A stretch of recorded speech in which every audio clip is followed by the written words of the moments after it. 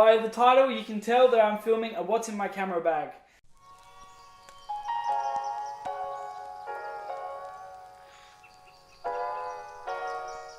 So that little section at the start, Tom Schaefer and I helped put together and he edited it. So if you want to see the full version of that, head over to his channel and you can see what's in his camera bag as well. Half of the gear on the floor was his and the other half was mine. So without further ado, here we go.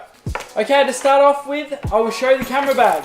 So, I have, what is this thing called? I've forgotten. What is that?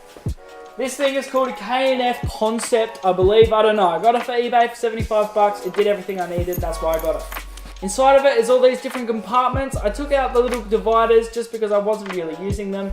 My main camera body sits up in here and all the lenses sit in here and all my batteries and everything. It works perfectly. Also a nice little pouch down the bottom here I can keep a little extra stuff in.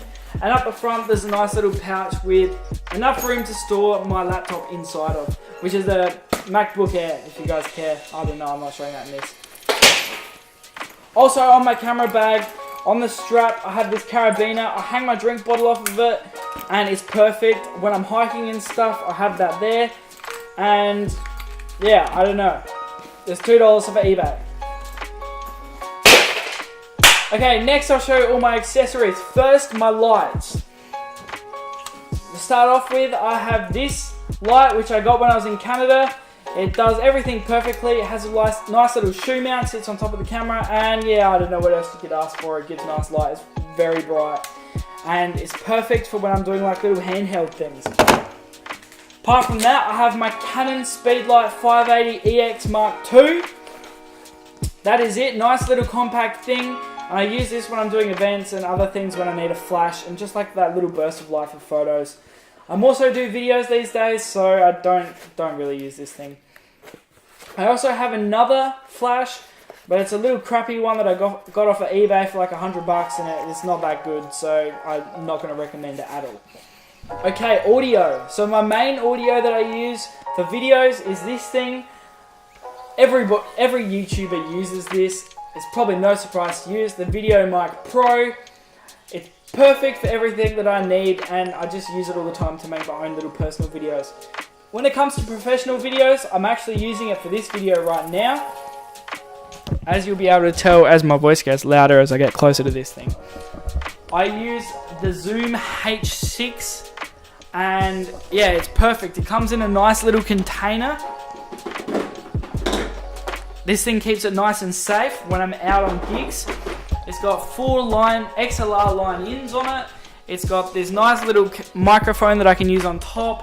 And I just use it all the time when I'm doing professional gigs. It's perfect, it does the job. It uses an SD card, AA batteries, everything that I could possibly need. Nice and easy, nice and compact, nice and simple.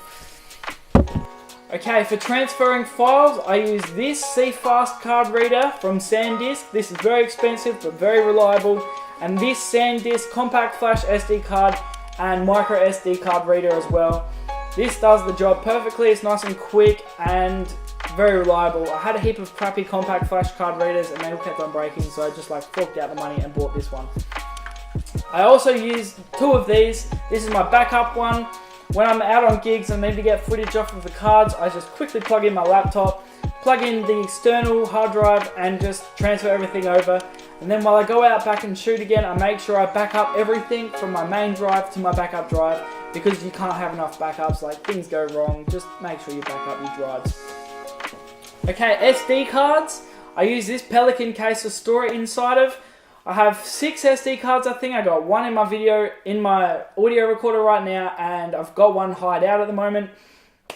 But I keep 6 SD cards in here. When I've filled up one, I flip it over so I know that I have to take the files off of that before I use it. I have 128GB, 264, 232, and a 16GB. I also have 4 micro SD cards in here, a 64GB and 3 32GB. These are all Sandisk and most are Extreme Pros. I got a few Extremes. Pelican case is nice and waterproof and it keeps it weather sealed so nothing can happen to the SD cards. On top of that, I have another Pelican case. I don't think this is officially Pelican, but it's very reliable. I store my compact flash cards in here and my CFast cards, just as one of my CFast cards falls out. I have one CFast card in the camera right now, recording this video, but I have 5 all up. I have 3 compact flash and 2 CFast cards. These are all, compact flashes are all 64 gigabytes, and I got 2 32 gigabyte CFast cards. Nothing more to be said about these, they're very reliable. Got Lexar CFast cards and Sandisk compact flashes. Okay, so I also have these 2 power banks. I use these all the time. It's got 3 USB imports all up, so I can charge my phone when needed, charge my gimbal batteries, charge my GoPro, charge everything that I need it here except for my main camera. Perfect, really reliable, and like, you need these are essential. With that, I also have batteries. I have so many batteries. I have 9 for my gimbal, and I have 2 for my main camera, and I used to have 6 for my backup camera, but I just sold my backup camera, and I'll let you guys know soon what my new backup camera is. Got AA batteries, AAA batteries, GoPro batteries, everything in there. Nice and safe. I keep this in my camera bag all the time. Okay, so I also have this spare battery. This is for my 1DX Mark II. I only need 2 of these. These things last for so long that when one dies, I can charge this one. And by the time the other one dies, this one will be fully charged. Don't need anything more said about that. This nice little hard case, this keeps my 1DX in it when I am at events and just like, yeah, when I need it outside, I often keep it in this when I'm doing lots of moving around of it. It's an expensive camera, I have to make sure it's safe. Camera sits in here, all the SD cards go in down there. Fits perfectly. Along with that, I also have another hard case to keep all my cables and all my little accessories in. So I have XLR cables, I have jacks, I have HDMI to HDMI, I have everything you can think of, and it all fits in there nicely. On top of that, I also have a cleaning kit that I keep in my bag at all times. It's also got a few spare batteries and GoPro mounts and everything, and aux cable, whatever you need in there.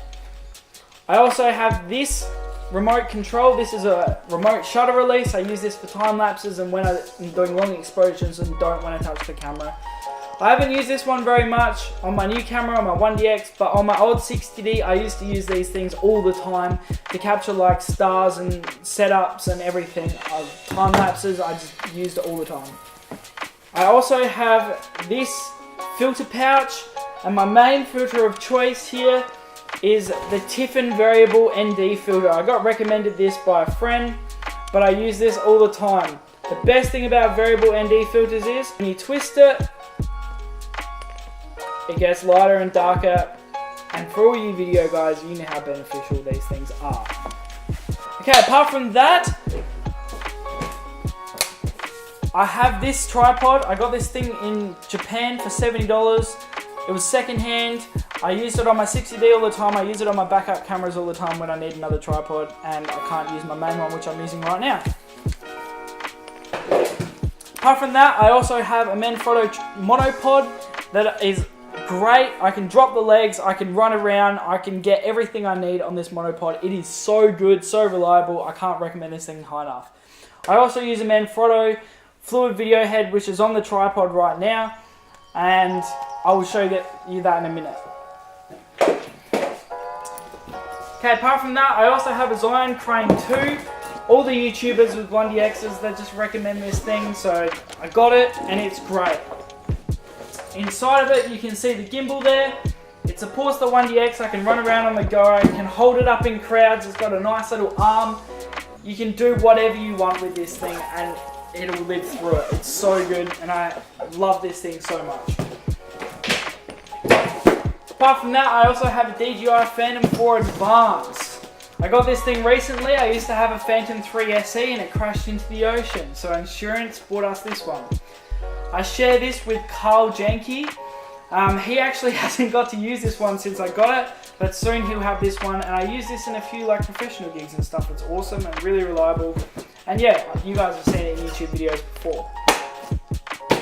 So apart from that, I'm going to switch over to my phone now and quickly show you everything that I got running in the background to make this video right here possible, and stuff that I use all the time. Okay, so I have this little monitor that I got off of eBay. It was $150, so reliable. I use it for professional gigs, and I use it personally all the time. I also have a Gorilla Pod that I got off of eBay for $80. YouTubers use these things all the time, and I've got it sitting underneath my monitor right now, so I can see that while I was sitting here doing this video.